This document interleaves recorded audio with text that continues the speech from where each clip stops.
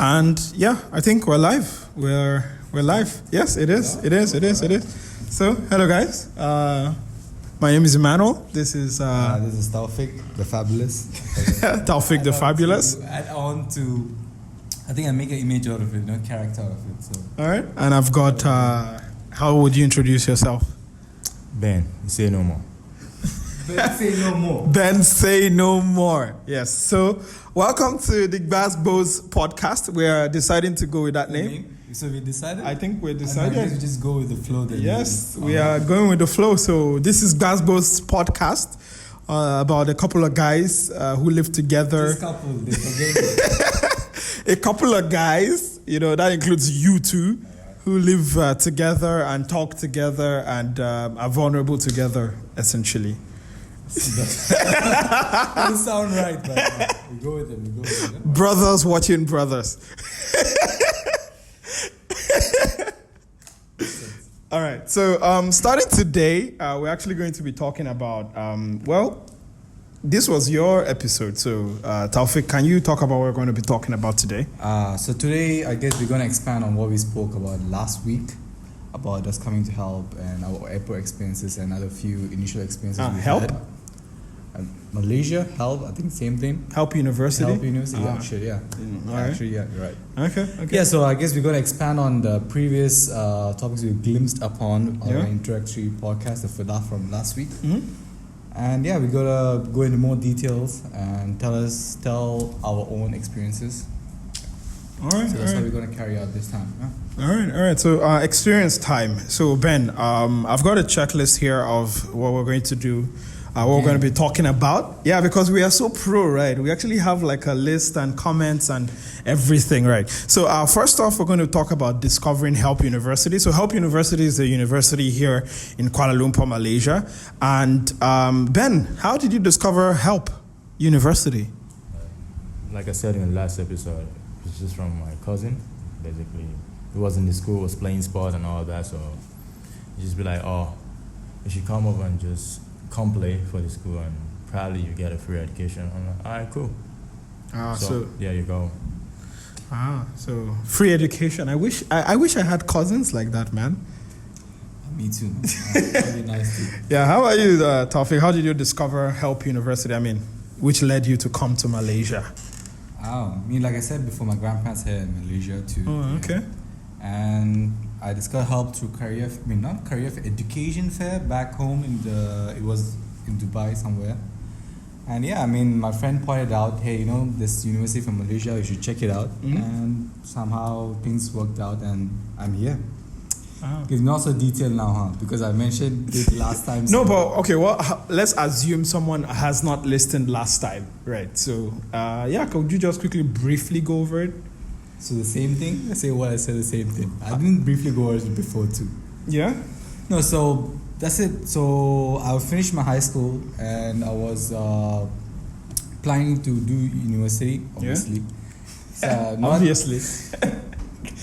But I didn't want to do it in UAE, So I wanted to get out, maybe challenge myself, get a new environment. Yeah. And so at that time, supposedly they had a career fair where universities, schools, international schools from all over the world came together and all were located in one roof. Yeah.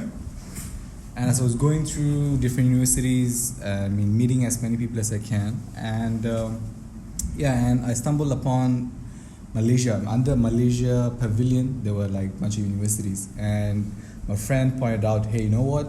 There are universities, couple of universities from here. I want you to check it out, and I know your parents are here in Malaysia, grandparents are here in Malaysia. So you can check it out and see how it goes. So my friend told me and I went. I think the first university I sat down and spoke to, I think it was Masa University. Yeah, Masa. Yeah. Masa. And we didn't really click. At least I didn't really prefer what they offered.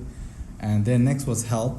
And Help. And I met the person, we spoke up and it sounded pretty good. And somehow late that evening we met up and we filled up the form and that's how I ended up in Malaysia. Oh, I see.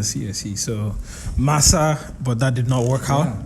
I see. So, for me, discovering Help, I think it was through a mutual friend who is actually here with us right now, Shankar. So back home, I was silence on set, please. So back home, I was in university actually, and I did not really like it very well, and I decided to leave to come to Malaysia. And why Malaysia? Because I think when I was in high school, I used to have the Xbox, like console gaming. And I still do love taking things apart. And I took it apart and I actually saw like it was like made in Malaysia there. And I was like, oh shit, Malaysia. So that sort of stuck in my head. Mm-hmm. So when it came to time when I was in university, coming back to present day, or at least past the back then, I was like, okay, I'll go to Malaysia. I mean, if they can make the Xbox, then it's not all bad there. Right, so, and that was how I started the whole process. And I was looking at, I think the main school I was looking at was Lim Kok Wing. And I remember they had a good arts plus IT program. So I wanted to do that. But then I talked to one of my friends, Victor, popularly known as Sue Generis. And he said, hey, Emmanuel, one of my friends is there also. You should talk to him. And that was how I talked to Shankar, who is in the studio. Shankar, say hi. So you guys cannot see him, but yeah, Shankar is behind the camera. And yeah, that was how I got introduced to Shankar. Shankar told me it was at help. Perhaps maybe he shouldn't, but he told me it was at help. I signed up, I went to the website. I actually still have a photo of the day I actually made my help registration. Right, I took a photo then and I applied, I got in, and I think this is a perfect segue into the next segment, which is hurdles before coming to Malaysia. I think my main one was I was denied the visa the first time. Oh, really? Yeah, I was. So I had to do it again. And then when I did it, there was an agent. So after the school had given me the admission in 2012, they told me to submit my documents to an agent. And I talked to the agent, and he made it seem like I had to travel to the capital. So I traveled to the capital. I took a plane for the first time. I got to the capital. My return ticket was for the next day because I thought from the way he made it seem like, okay, you have to come and you're going to, it's going to be a lengthy process. And I got there and it was like it was done in 5 minutes. And he was like, yeah, you can go. I was like, what? So you went all the way? All the way, literally, yeah, like literally. And he was like, yeah, no, you can change your ticket, go. So I booked a taxi, which, Ben, if you know, in our capital, Abuja, is like really expensive. So I booked a taxi back to the airport. They couldn't change my ticket, so I still had to go the next day. So I messaged some guy on Twitter. I tweeted, and some guy said, okay, you can come stay at my place. So I went from the city center, where the airport, the outskirts of the city, one outskirt of the city, to the other outskirts of the city to go stay with another guy I'd never met before from Twitter. And then from there, so it was crazy. And apart from that, the guy said we should send our my passport photo. So I attached my passport photo when I went to meet him. And then he told me like, I meant your passport, like your actual international passport. And he was like scolding me and stuff. And then my mom spoke to him and he was scolding my mom too. And my mom was like, what? I heard you say passport photo. So we had to like take my passport, take it to a bus park, give it to a bus driver we don't know, and trust him that he's going to give it to him in Ilorin. Ilorin is like 7 states away. Trust that he's going to give it to that guy there. And, my heart was like, yeah, but yeah, it worked. And here I am. How about you? Any hurdles to come into Malaysia? I think that would be a hard one to beat. And, not specifically, though. I mean, there were a lot of traveling back and forth. So there's Education Malaysia had a branch set out there next to the Malaysian embassy. Wow. So traveling back and forth, and it's only when I came to Malaysia that I figured out that a lot of information they're supposed to let me know. They didn't let me know. Like? For example, I have the visa they applied or they gave me was just entrance. I had to come and reapply here for the whole process. Even for when I moved into the dormitory. Yeah. So it wasn't really a sure thing because they said fill up the form, and give it so you have a spot reserved for you. It wasn't really a sure thing that I'd come back here and hopefully apply and hopefully pray that there were being vacant spots. Yeah. Luckily there was. Damn. And the fee payment, all that. I mean, if I get into it, it's a long, long stuff to get into. But yeah, I mean, those little information that actually affected how I carried out my studies here or lived. I think those things maybe they let it left out.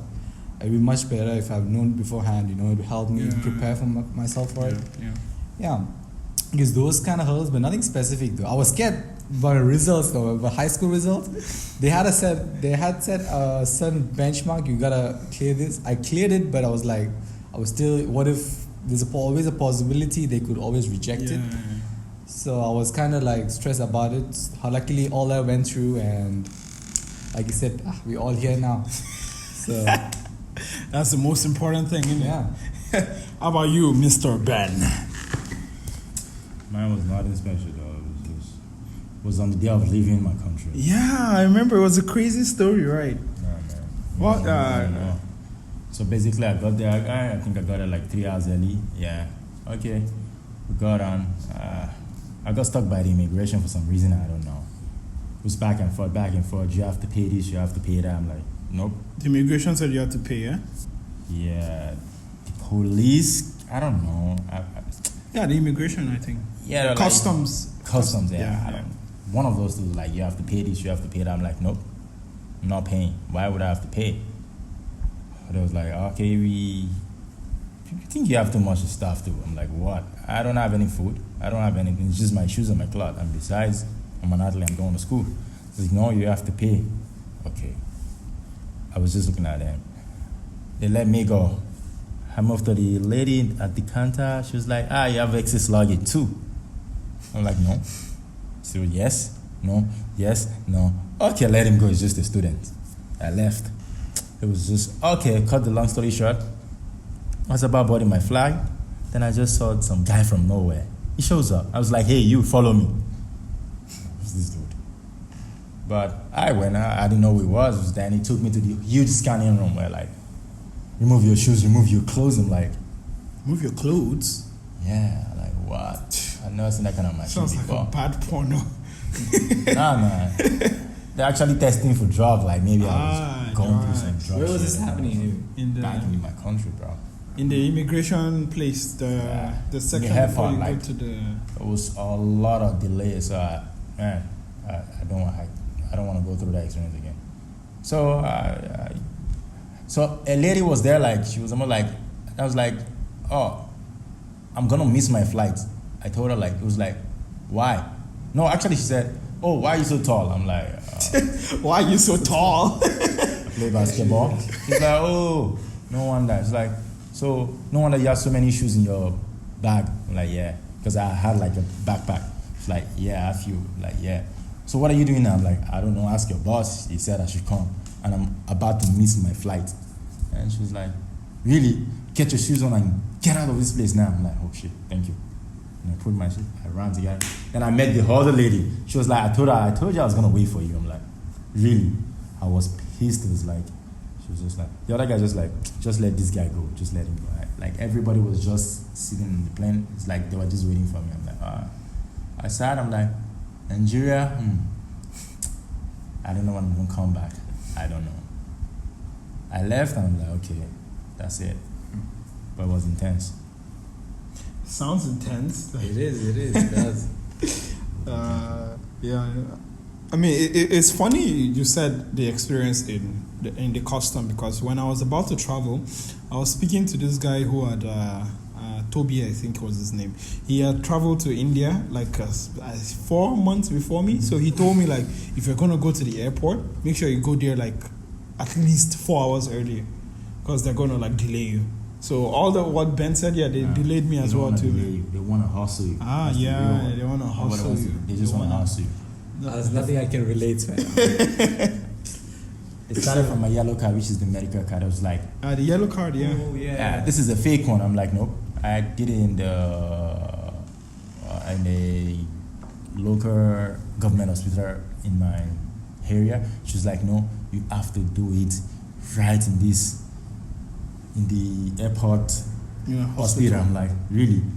She just took it. She didn't give me back. No reason, no nothing. Go get a new one. Damn. At that point, I ran from the airport back to like some 4 kilometers away. You don't want to know. Like I was sweating. I'm like, okay, we gotta leave this country. I know. Once I'm out, all in the same day. It was crazy. That is not an experience I would want to go through. Listening made me thirsty. Wait, no, it's another thing that made you thirsty, bro. It was all the running and all the hassle. Right. Hassle to just get out. I see. So, you got out. You're here. So obviously that did not work, even though they really tried. So what happened when you landed in Malaysia and you got to the dormitory? I think you were staying with your cousin, right, or something. What was the story there?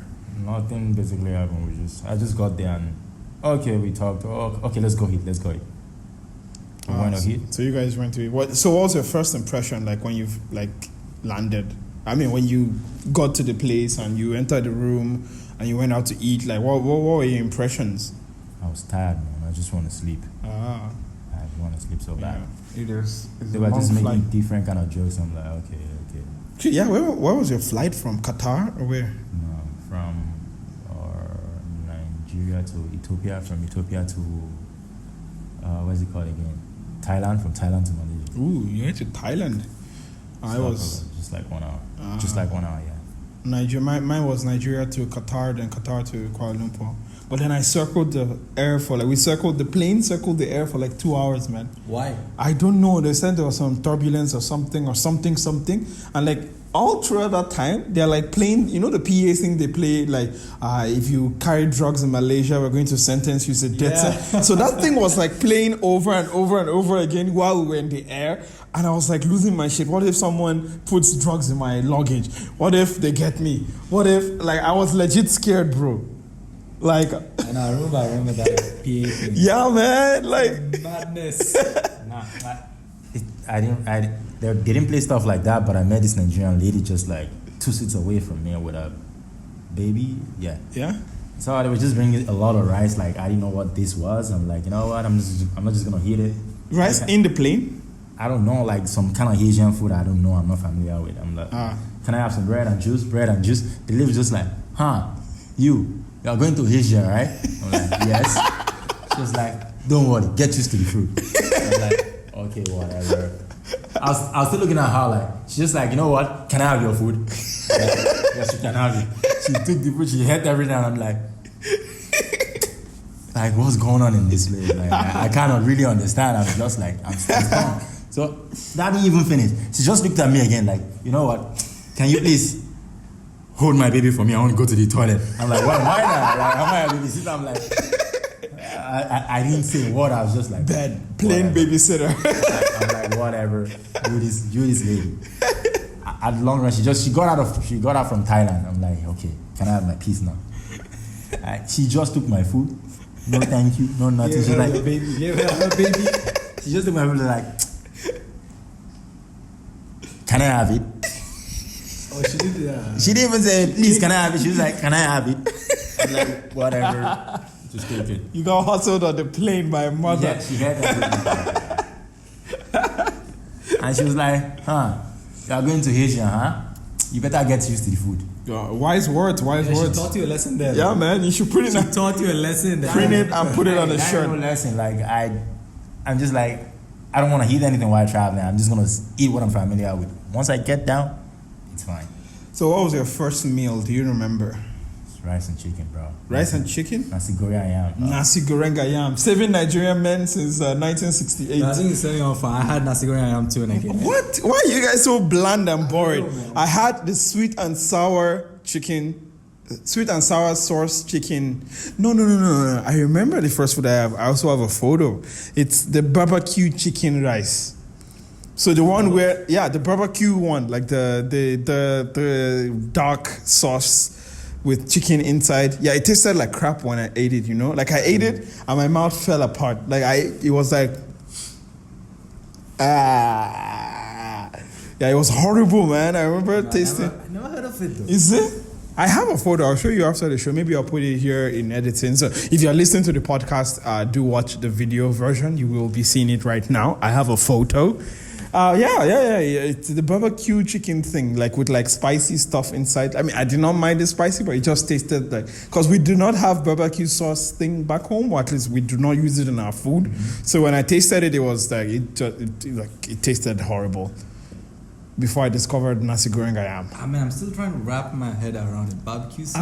I'll show you. Don't worry. Don't become Mr. Fantastic. Get it? Mr. Fantastic. I just drop references there. No. Mr. Fantastic. Fantastic Four. Mr. Fantastic, wrap the guy, elastic guy. Oh, yeah. So wrap your head around. Wrap. I didn't get it. Rushen behind the camera is face palming himself because you did not get that. I guess, but did you get it? No, I didn't get it. Exactly. This is what I have to deal with in this house. You see, as the resident geek in house, I have to deal with this uncultured swines. Okay, moving on. No, not moving on. What was your first impression of like the residents, like the hostel? I'd say, like accommodation. Dormitory, food. Any other words? Place of residence. All right. Domain of existence. You're running out of time. I ran out. Yeah, and I'm running out of words too. All right. No, get to it. Yeah, I never stayed in a hostel though. That was my first time coming to Malaysia, staying in hostel. So back home. It was like go to school 8 to 2 or 3, and then you come back. So you never lived independently before. Yeah, so that was it's dormitory. I'm gonna live. It was like everything, because it was like coming to Malaysia. I think it was like a kid getting lost in a supermarket. Everything is exciting. Everything is like new. So you're like, whatever you take, whatever you touch, you want to know more. You're curious. So it was like that. So they dropped me there and they told me to fill up the form, like I mentioned before. I fill up and they told me to give me my key and my car access card, and told it's on level 7. Yeah, I go there and you need to open the door with the access card, but the door is broken, so you can just enter like that. And I see the first thing I noticed is like, okay, 7 to 10 is on this side, and at rest 7 to 20, from 7:10 to 7:20 on the other side. Architect. Yeah, so I was. The thing is, because my room was 7:02, so I was like, don't know where to go, and so I was getting to the room. I was like expecting a roommate to be there, and I didn't know how the room looked like. And I get in my room. The roommate wasn't there until like a couple of months in. And I put my stuff in, and the first thing I do when I get there is like take a shit. all the food I ate had to go somewhere. So I actually did that first, and then I came out, and then I sat in my room, took it all in to like see how it is. Took what in? Fresh air in my room. Took it all in, and I checked out, and I went around. There was a cafeteria downstairs, or a restaurant kind of sort of. Yeah. Chilled there for a bit, got some food again, and hit up my grandparents, and my uncle came to pick me up, and after that I went to see them for a while. All right. What was your experience like when you came to the airport? You never mentioned that. I did. You were trying to. No, I was so scared, man. I'm legit, but I was scared. Like, am I not legit? Like, I was investigating. Really, man? It got to me, man. I was like, wait, am I not legit? Am I illegal? Do I have drugs? But I waited for the help guy to come pick me up, the representative from the university. They didn't forget you, right? They did not forget me there. What am I then? They forgot me too, man. Well, it will surprise you to say I am special. No, I heard from that person again that he got sick on that day. So he forgot to mention it. But wait, they did forget you though, right? Yeah, they did. Okay. I just making sure, Yeah, so I did not, they did not forget me. I was picked up at the right time. And when I was in the car because I love cars, right? So when I was in the car, I was like, oh, which kind of car is this? And I was looking around and I saw, I think the most important thing or the most vivid thing I remember is that there were tall buildings everywhere. And I was like, ooh, damn. And when I got to the place, the residence there, I was like, ooh, it's so tall.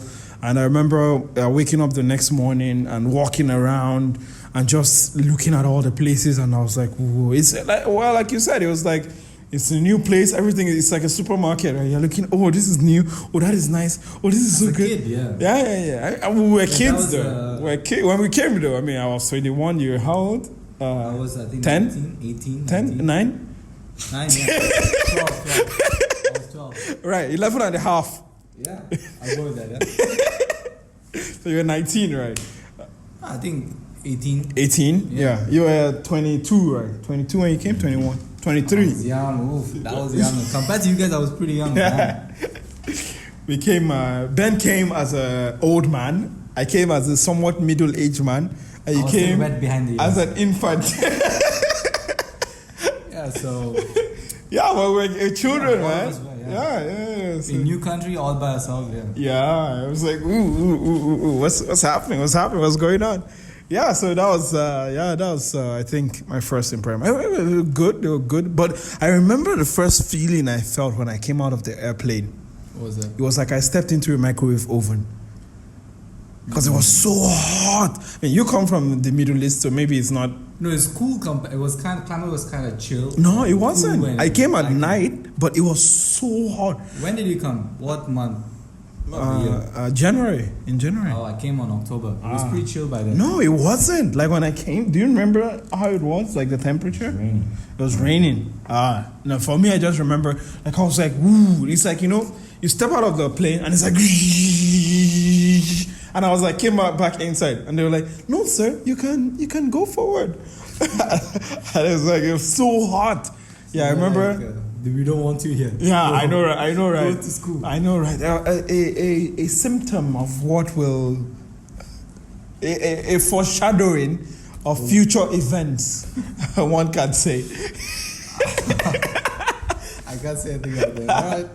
Yeah, so that was, it was hot. Yeah, I also remember it's still hot. So, but yeah, I remember it being very hot. What was your first... I mean, you had to do medical, then orientation. What was all that like? So I missed my orientation because I came like 2 weeks late because You missed on both the days? Yeah, I came 2 weeks late. 2 weeks. Okay. So by the time I came in, like the whole class was already settled. And yeah, I did not have an orientation. But I went for the medical. It was in Pudu. Not that far from the city center. But I think I also felt so alone, I still remember. Like it was like... so this is the place, go there, go get your medical. And I think a bus took us there, but I do not know any way or anything. We just got there and then we had to wait. And I was like so scared. What if they discover something in my system? I mean, I was 21. Maybe that was why I felt that way. But I mean, looking back now, like I did not actually have any reason to be scared. But yeah, I was like so scared. What if they discover something that I did not know? But yeah, it went fine. We came back home. I think they gave us the X-ray thing. They gave me the X-ray in the brown envelope kind of a thing. Yeah, so I took it back and I had to give it to ISD, I think. Yeah, but yeah, other than that, it was okay, I think. Yeah, how about you? How was the medical and orientation? Did you get your orientation? No, I did. I mean, I missed the first day. Yeah. I went the second day and I was, they were like, no, let's play some icebreaker games. And I was still so timid and shy. I freaked out. I was like, you know what, I'm out. I got out. The first 5 minutes, they were saying, let's play some icebreaker games to get to know each other. Yeah. And then when they said that, I was like, I just got out. We out. Yeah. Medical was fine though. I think for us, when I went, it was not outside. It was just in the city. It was at KL Central. And the funny thing that happened there, everybody thought I was Indonesian. So they were talking to me in Malay. I was like... I had to explain I'm not that because the nurses... We don't do that here. The nurses and the doctors were just as soon as I entered, they started talking to me in Malay, and that time I didn't even know anything, and I had to no, do you speak English? So it was that, and I guess we had to do a urine test. Yeah. And this lady gave me my container without a name or any sort of tag on it. So I didn't realize it. So I got it done, and I kept it there. I know this So story. the lady just, in front of everybody, takes my pee, holds it up, and says, "Who's this?" So she came, for a moment I had to I didn't want to tell his mind, so she kept asking, "Who left it here?" And yeah, I just raised my hand in front of everybody, and I got it marked eventually. Yeah, so I laugh about it now, but when it was happening, it was not funny. But yeah, because I missed the orientation, I kind of missed out on how to enroll my subjects and everything. So it was a roundabout way. I had to go to the department, go to the office to figure everything out. Yeah. I guess my deep-rooted insecurities got the best of me then, but all right. Ben, how about it? How was it for you? Did you get your orientation, and what did your medical go? Came 6 weeks late, bro. 6 weeks late, bro. You might as well just go to the next semester. Came 6 weeks late. I'm like, they're just like, okay, you're here. I'm like, yeah, I'm here now. It's okay. You're a special student. Don't worry. You start next sem. Oh, so you? I'm like, yeah. So they gave me. Makes sense. They gave me some subject that it's just class based. There's no exams. There's no nothing for it. So it's just for me to settle in. Yeah, I did something like that. Yeah, and I didn't understand anything they were saying in the class, and just whatever. I had this local guy. Just so, yo, I need help. It was like, what?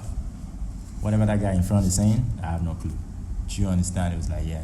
Could you explain? Yeah, we became friends. Apart from that, no orientation, no nothing. Medical? Yeah, medical. I went, and it was pretty chill. I didn't know where we went, but it just took me. We drove, and we just get it done. I'm like, okay, send me back, please. They took me back. I went to my own residence. Wait, when they send you back, and then they send you back to Nigeria. They took me back to residence. I didn't stay in the residence. You guys leave though. You stayed in the second accommodation by the school, right? I was there for 2 months. I didn't check in. You didn't check in for 2 months? So you just walked in and just put your stuff and just lived there? And I was just staying there. I think for 3 months. So at that time they were about to sell the whole place. Yeah. So that was when I got to residence, and there's So residence, for those who are listening and those who are watching, is where me and Taufik stayed. Yeah, so it's school provided dormitory. Accommodation. A place of sleeping and waking up. Yeah. And shitting. And shitting. Yeah, that's you would know. Fair enough, yeah. Yeah. I got there and I was like, did you see anybody when you moved there? I'm like, I didn't see nobody. I was like, wait. I'm like, I'm here now. What's it? They're like, who are you again? I'm like, I'm so and so. They was like, is there any house mistress there? I'm like, yeah, there is. So they called the house. I was like, this guy has been staying. I say, yes, I bet you have been staying there for 3 months. They didn't understand. I'm like, and you're so brave. I'm like, so Miss Lack came, the lady in charge of the hostel and whatever. She's like, okay, take this from my field now. The sports student, right? I'm like, yeah, sports. Then they just gave me one room, then I moved in to residence back then. It was funny. I didn't even know I was supposed to check in. Nobody said anything to me. I was living there for 3 months straight. And the other lady, she was saying me, but she never even asked anything. Like, okay, cool. It was funny back then.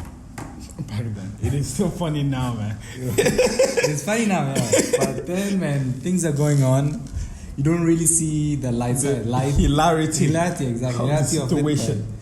Yeah, it was only after time passes by, then you actually see, you know what, that shit was just funny. It was just silly. Wise words from Taufik. Yes. Muhammad. Say more. Say no more. I said say more. Say more.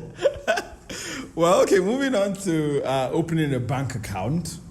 And subject registration and everything. I mean, you touched on it a little bit. I'll go first. So I think one of the things that surprised me the most was that at that time, which was in 2013, I took the money I had, all the money I had with me, which was a whole 270 ringgit when I came here. And they were like, yeah, you have to open a bank account. Da, da, da, da. School has a letter for you. So I was like, okay.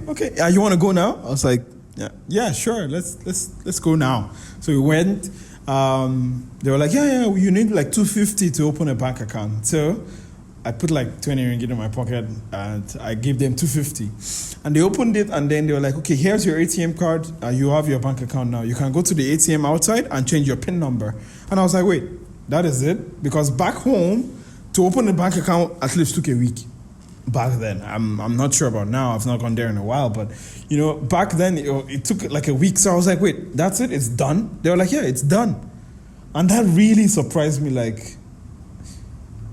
But I mean, not for long because I just went outside and I withdrew the money back and I kept it by myself because that was all the money I had for a couple of months. But yeah, I think that really stood out to me.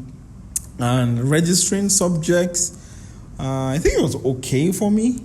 Even though like the school sort of played me a bit because this whole thing where I had paid money but then it said I hadn't paid money, but because I didn't know how to use the e-learning thing, my pride, it's like the student portal management thing. It was the whole thing, but I think initially it was fine. How about you or Ben? Whoever wants to go first.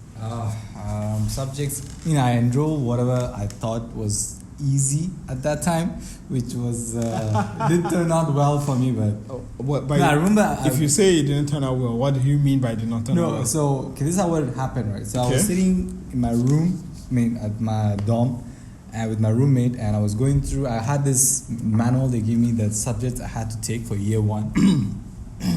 So I was going through it, and the subjects they were telling me to take, they have an allocated subject they prefer you would take. Yeah. But I didn't want to do that because that was hard.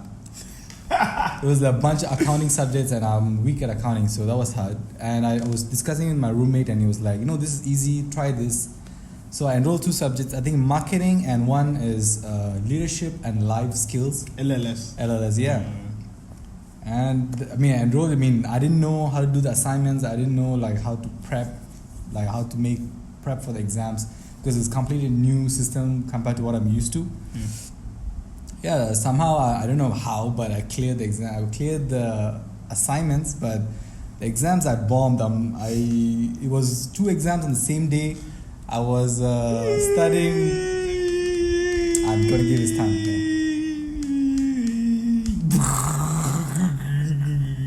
Yep. I remember tracking down a couple of Red Bulls so I can stay awake whole night and show up to the exam. But wait. Yeah.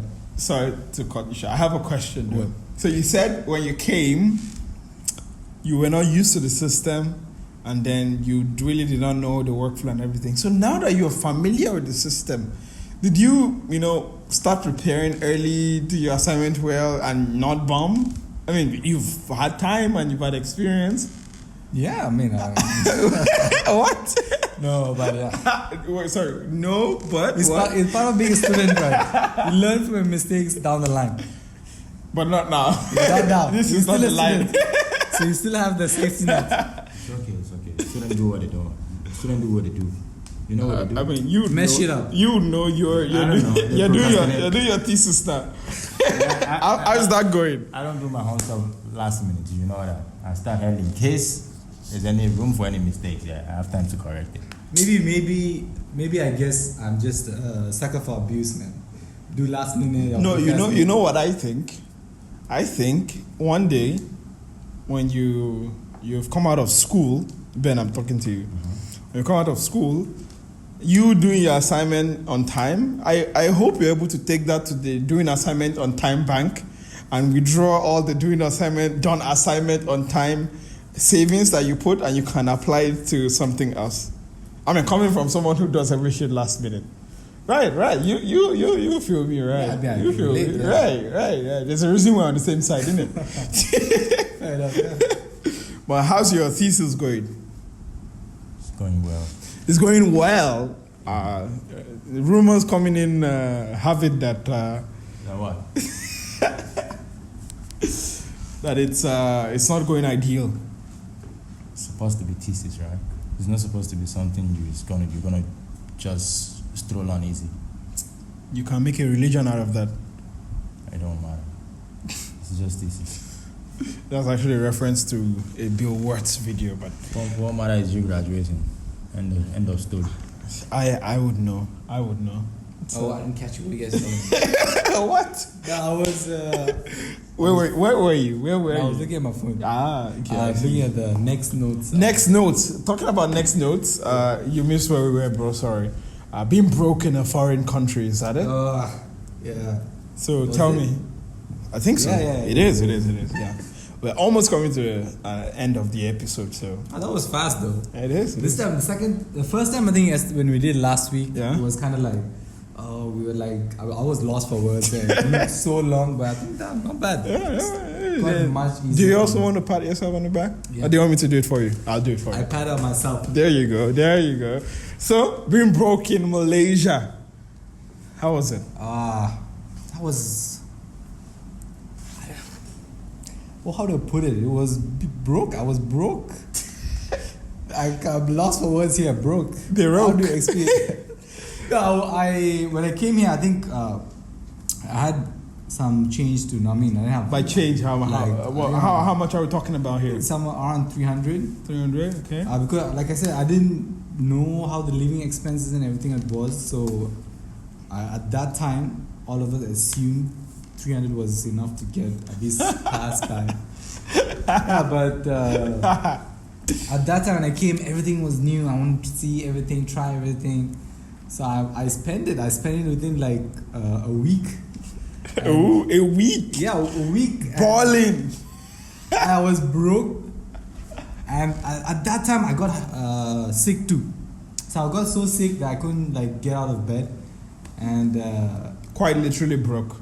yeah, and I didn't have a roommate at that time. He didn't come back from his vacation or whatnot. Yeah. And I was so sick. I was trying to like in the middle of the night, the dark room. I was trying to reach out for somebody to help me, but I didn't know anybody. I was alone because I didn't know anybody. I was too shy to make friends at that time, and I was just lying there sick. Like I guess I was hallucinating, trying to like grab somebody's hand, but nobody was there. I don't remember what happened after that. I think I just went to sleep and then woke up, and I was lucky here because, like I said, my grandparents were there, so they were able to help me out for a while. Yeah, that was one. And there was another time, I think I went like no money for like a week or a few days. That was hard. I was drinking water, my body kept being so shutting down. I was shutting down, like going to sleep all the time. And I bought I scrambled some money from the floor, some coins, and I bought like a bread with like cream stuffing in it.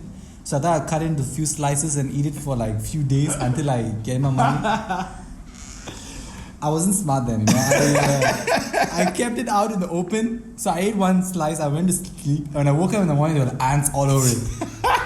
So whatever food I had for the rest of the week, it all just disappeared just like that. I had to just throw it. Yeah, it was hard. I got broke a few other times, but I survived. So yeah, how about yours? Well, I was broke from the first day I stepped into the country because I came here with all of $100 and changed it then. It was like 340. Bought SIM cards and stuff at the airport, so that was like easily 40 ringgit gone. So I had like 270, 260, if my math is right, to 280 something. I had my first meal in the cafe, so that brought it down again. Opened my bank account.